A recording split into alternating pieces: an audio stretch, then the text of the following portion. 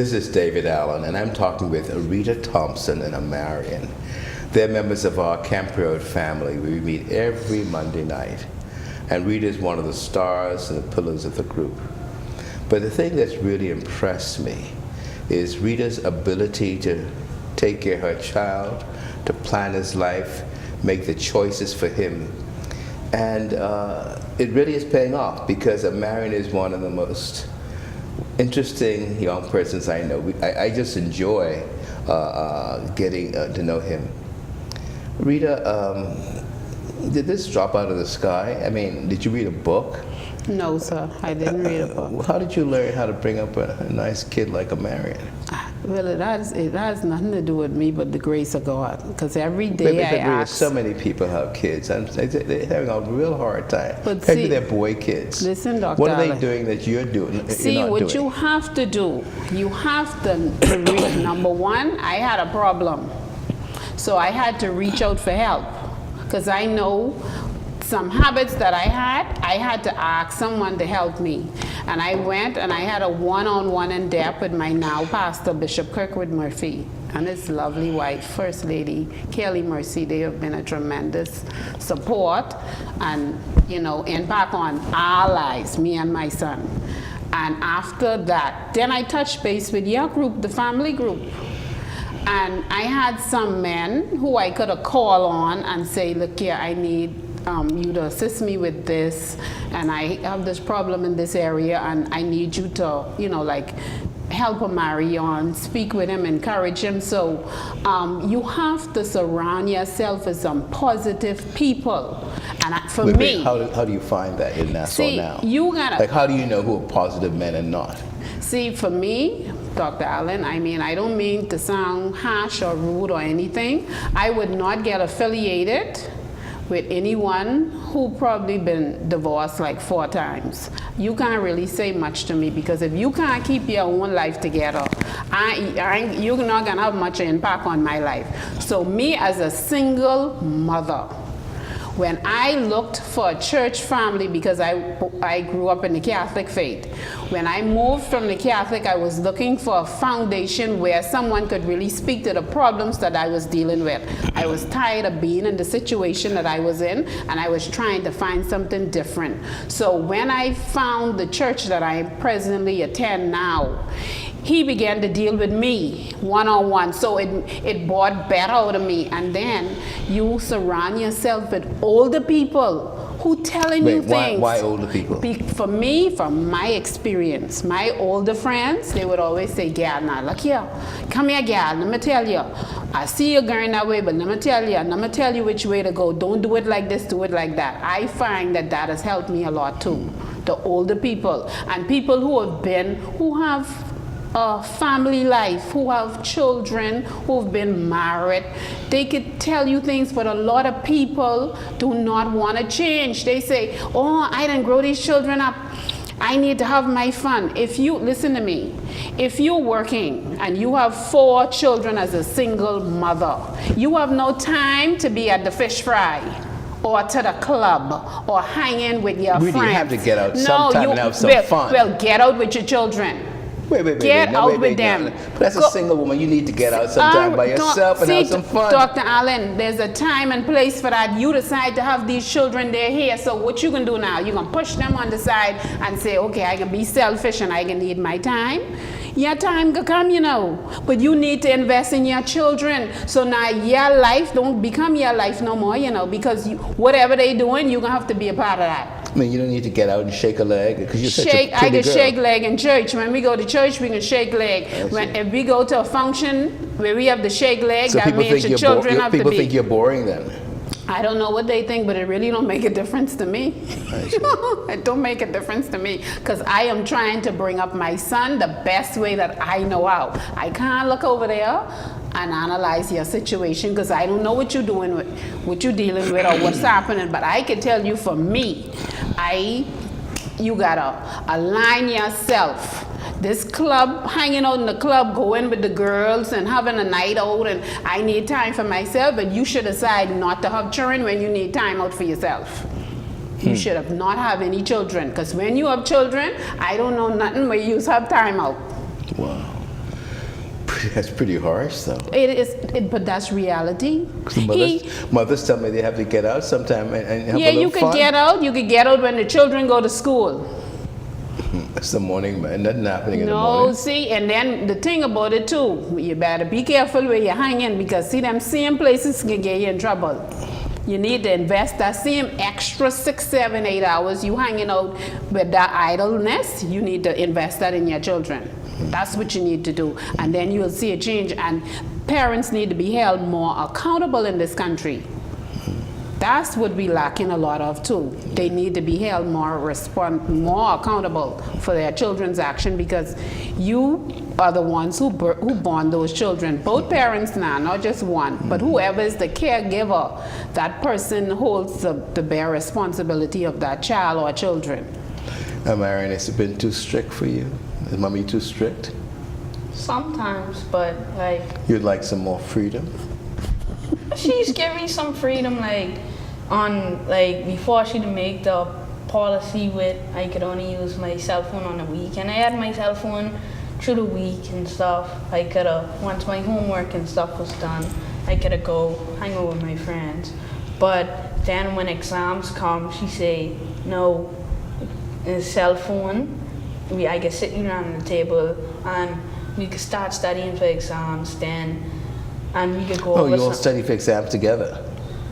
Yeah, we do it together. I see. You all study together? Yes, sir. I need to know where his So you're back weakness in school is. with your son? Yeah, and he's teach some things I didn't know about math. I'm just learning, because the way how we were taught it in school, they're taught it a different way. So if I have a problem that I don't understand, I call on one of my friends who's familiar with it, and I try to get help. But that's what I'm saying. That's why your life changed. So I have no time to be hanging out in no club. I have no time to be hanging out to no fish fry or on the dock or to the wherever. No, because my time is invested around him. Now the freest time I would have is the summer months. You don't get jealous of the other boys who go out playing at night and, moving around Camp Road? No, because when I don't want to say it like this, right? But when foolishness happened, they can't call my name because I was in there. One of my friends, he was just chilling out with some other friends through the corner where the basketball court is. So he was just chilling out, and 2 other boys come to the corner and break somebody back glass of their car. And so he went home. So they couldn't call his name. But they saw him gone home, so they blame it on him. Wow. So you're saying because you don't really mix with those boys, they can't call your name if something goes wrong? Because if they try and call my name, my mommy right there, this happened while I go to private school, so our exams in the same time. This happened while I was studying for exams, so I couldn't come outside. Wow. Now, Rita, the other big issue is that, we have this whole group of young boys from the government schools, and they tell me the gangs are very aggressive in recruiting them. Yes. Do you ever have to worry in Camp Road whether the gangs would try and get Marion? But I had a problem a couple years ago with a young man. I haven't had a problem from him since. But I told him, if you approach my son... What did he do?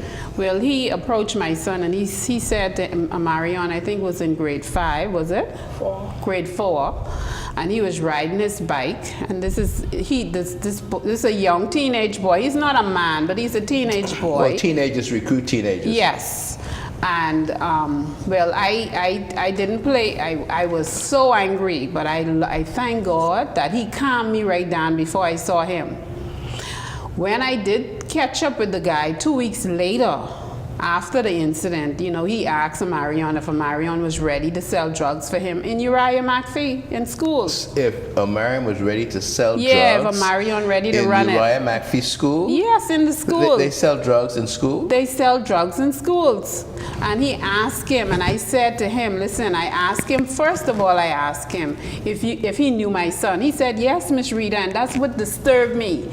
You I'm asking you a question. You calling me Miss Rita like you have any respect? You didn't have any respect for me, because had you had respect for me, you would have never approached my son. So I said to him, I called Marion. I said, come here. I said, listen to me. You and my son is no company. Are you any family to him? No, Miss Rita, I no family. I said, listen to me. Don't you ever approach my son again about selling drugs, using his bike, because you don't know how he get his bike. You and him ain't no company. I said, the next time you try that, I will put the police on you myself. You weren't afraid? No, sir, I was not afraid. Because some of these guys could be dangerous. Well, let them be dangerous with whoever they want to be dangerous with, because see, the thing about it with the parents, my child ain't hanging. I see mothers in my community allow their teenage, was younger than Amarion. Amarion is 12 now. I've seen mothers, their sons are 10, 9, 11, hanging with the 25-year-old boys, the 19-year-old boys on the blocks. What kind of influence would those big boys have on a 9 or 10-year-old boy? I told one time, one of the guys on the blocks, they let the devil fool them to ask him to go by, send him to the shop. And I came and I saw him. I said, where you go? And he said, he sent me. I said, go right back to him and give him the money. I say, he is not no errand boy for you. I say, don't you ever let nobody give you nothing to talk but you go into the shop. Let him get off his backside and go get it, whatever you want from the shop itself. And that's it right there. You're laying down home in your bed, you're sleeping, you're tired, your children need to be in your house. They shouldn't be mixing or on the corner with the adults. Your children are supposed to be children. 9, 10 o'clock, school night, your children still hanging on the blocks with the big boys? What kind of influence you think they got on them, on those primary school children, junior school children? I even look at it like this. I say, the Lord will charge me if I allow Marion to do that. The Lord himself will charge me.